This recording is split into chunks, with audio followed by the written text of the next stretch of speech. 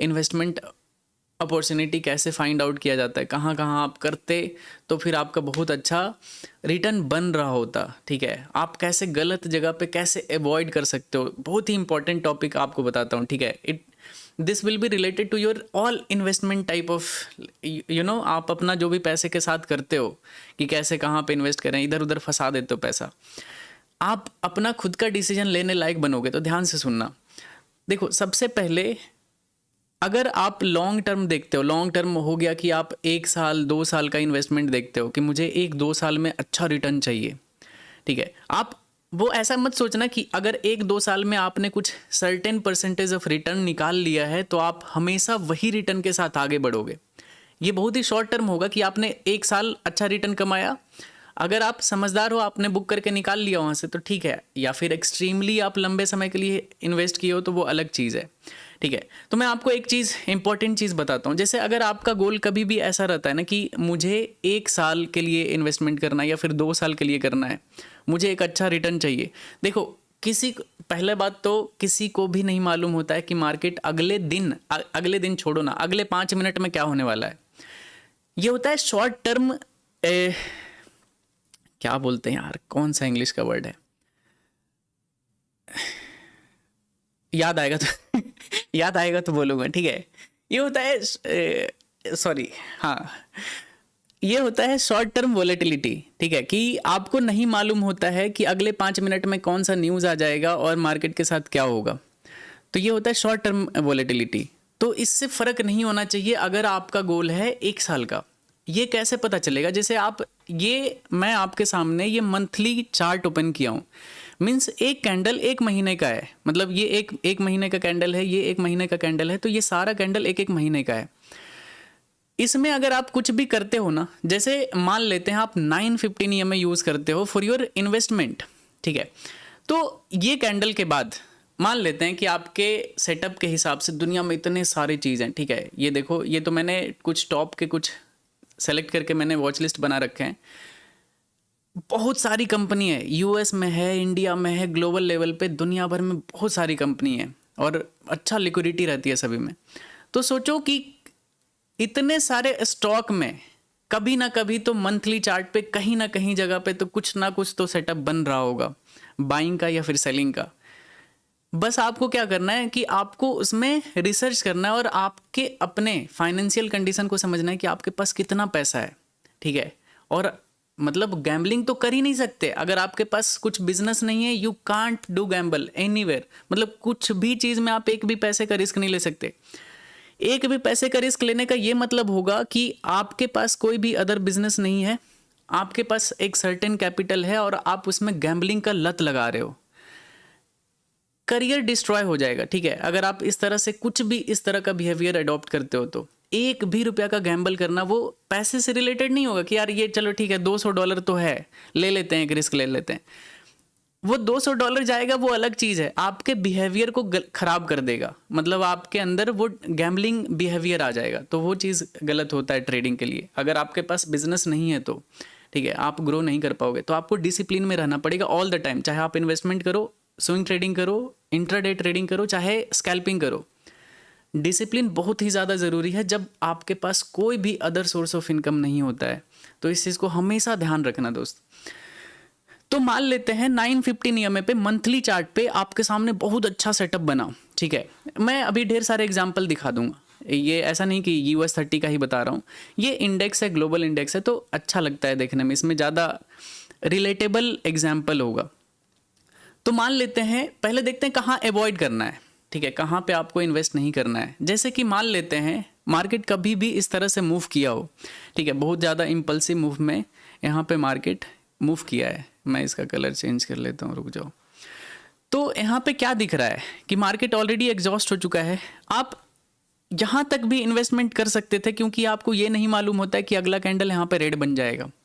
आप यहाँ तक भी फंसने का प्रोबेबिलिटी होता है। तो एक टाइम में कभी भी इन्वेस्ट नहीं करना चाहिए, एटलीस्ट आपको टाइम देना चाहिए मार्केट को, SIP करना चाहिए। मैं कभी भी एक बार में पूरा फुल कैपिटल नहीं डालता हूँ, क्या पता मैं जहाँ एंटर करूँ वो टॉप बन जाए, नहीं मालूम है ना कि अगला दिन क्या होगा, मार्केट में कुछ भी हो सकता है। क्या पता आप जहाँ से बाय किए वो टॉप बन गया वहाँ का, और आप एकदम टॉप पे बैठे हो, कभी आपका कॉस्ट पे ही नहीं आया आपका इन्वेस्टमेंट, तो हमेशा एसआईपी करना बेस्ट प्रैक्टिस होता है कि आप छोटे छोटे कैपिटल से एंटर करते हो। तो यहाँ तक भी आप एंटर कर सकते थे, इस कैंडल तक, क्योंकि आपको ये नहीं पता था कि ये रेड कैंडल बनने वाला है, लेकिन आपने थोड़ा थोड़ा एसआईपी करना शुरू किया क्योंकि आपने देखा मार्केट बहुत तेजी से जा रहा है। क्योंकि ये सिनारियो यहाँ पे भी आप एज्यूम कर सकते थे ना कि आपने यहाँ से एसआईपी शुरू किया था और धीरे धीरे आपका कैपिटल ग्रो होते चला गया, मतलब 6-7-8 महीने तक लगातार आपका पैसा बढ़ गया। तो ये सिनारियो यहाँ पे भी हो सकता है कि आप यहाँ पे इन्वेस्टमेंट स्टार्ट कर सकते हो, ठीक है। मतलब मैं बता रहा हूँ एग्जाम्पल कि जैसे मार्केट हमें नहीं दिखता है आगे का, तो हम कैसे सोचते हैं। तो यहाँ पे अगर आप एंटर करते तो ये होता आपके लिए टॉप, आप प्रॉफिट में नहीं रहते कभी भी। आप जहाँ से एंटर करते आपका एसआईपी, मतलब बड़े लॉस में नहीं जाते, लेकिन आपका जो भी एसआईपी रहता वो लोअर लेवल पे ही होते चला जाता, ठीक है। जब ऐसा सिनारियो बन जाए ना, तो प्लीज़ मेरे हिसाब से आपको अवेयर रहना चाहिए, मतलब कि यार ठीक है मार्केट पुल बैक जोन पे आ चुका है, मार्केट अभी लंबे समय तक कुछ अच्छा ट्रेंड नहीं मूव करेगा, क्योंकि मार्केट अगर ब्रीद लिया है तो मे भी इधर टाइम पास कर दे। अगर मंथली चार्ट है तो ये 1 साल भी टाइम पास हो सकता है ना, 1 साल के लिए भी साइडवेज हो सकता है मार्केट। तो ऐसे सिनारियों में आपको अवॉइड करना चाहिए जब तक आपको परफेक्ट क्लियर ट्रेंड ना दिखे। जैसे कि क्लियर ट्रेंड मतलब होता है ये मूव, ठीक है, क्लियर ट्रेंड मतलब होता है ये मूव। ये मूव आप कैसे पकड़ोगे, ठीक है। आपको लगेगा कि यार ये अगर मूव आ गया तो ये तो मिस हो जाएगा, तो मैं इसमें कैसे प्रॉफिट कैसे करूंगा, ठीक है। तो इसके लिए होता है कि आप कुछ कुछ प्राइस एक्शन और एसएमसी के कुछ कॉन्सेप्ट यूज करते हो, लिक्विडिटी यूज करते हो, तो आपको क्लियरिटी मिलता है कि अच्छा हाँ ये एक परफेक्ट एंट्री हो सकता है लॉन्ग टर्म में, ठीक है। तो अब उस मैटर पे आते हैं कि कैसे आपको वो चीज़ कैसे आइडेंटिफाई होगा। देखो सबसे, वैसे है तो ये बहुत ही लंबा टॉपिक, ऐसे नहीं कि मैं तुरंत बताऊंगा और ईजिली समझ जाओगे आप, लेकिन जस्ट फॉर एग्जाम्पल बताते हैं, जस्ट फॉर लर्निंग पर्पस बताता हूँ, ठीक है, छोटा सा। कभी अगर वीडियो बनाऊंगा तो लंबे, क्योंकि बहुत लंबा टॉपिक है ये। तो अगर आप एग्जाम्पल सपोज आप 915 EMA यूज़ करते हो, चाहे कोई भी दुनिया का स्ट्रेटजी यूज़ करते हो, 921 चाहे कुछ भी यूज़ करते हो, तो आपके सामने कुछ भी कैंडल बना, एंट्री कैंडल, अभी थ्योरी पे नहीं जाते हैं, मैं बस एक साइकोलॉजी पे बता रहा हूँ।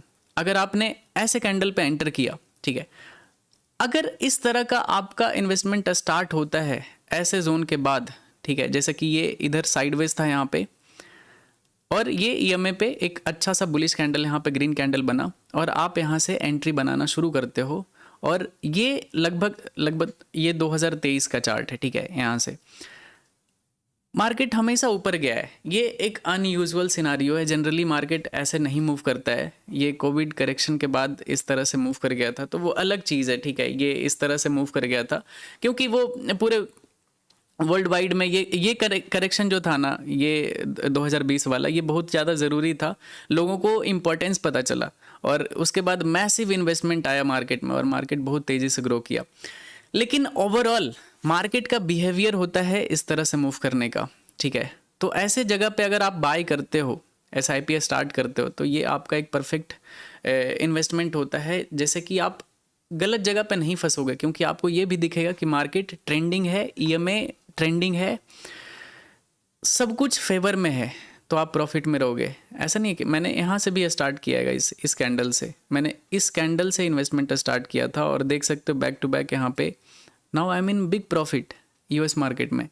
तो ये चीज़ होता है, ऐसा नहीं कि मैं ऐसे ही बोल रहा हूँ सिर्फ किताबी। मैंने यहाँ से इन्वेस्टमेंट शुरू किया था इस कैंडल से, इस ग्रीन कैंडल के बाद से, और मेरे पास ये पोर्टफोलियो है, तो ये मेरे पास बैक टू बैक इतने महीने से मैं प्रॉफिट में हूँ US मार्केट में, ठीक है। गलती बताता हूँ कहाँ पे हुआ है, गलती हुआ है इंडियन मार्केट में, ठीक है। ऐसा नहीं कि सिर्फ पॉजिटिव चीज़ें बता सकता हूँ, गलती हुआ है मेरे से इंडियन मार्केट में। मैंने इंडियन मार्केट में मेरा इन्वेस्टमेंट यहाँ से किया हुआ है, ठीक है, इस एरिया पे प्रॉफिट में था, लेकिन इस क्रैश में मेरा पूरा प्रॉफिट चला गया। तो ये जो मंथली चार्ट है ना, ये बहुत टाइम का है, ऐसा नहीं कि ये 2-3-4 दिन का है, ये मंथली एक महीने का एक कैंडल है। तो मैं बहुत दिन तक, बहुत महीने तक प्रॉफिट में था, और अचानक से सारा प्रॉफिट 3-4 महीने में गायब हो गया। तो ये चीज़ होता है। तो देखते हैं, मेरा एक टाइम में ऐसा इन्वेस्टमेंट होता नहीं है, तो मैं थोड़ा सा और करेक्शन का वेट कर रहा हूँ इंडियन मार्केट में। अगर ऐसा होता है तो फिर अपडेट करूँगा आप।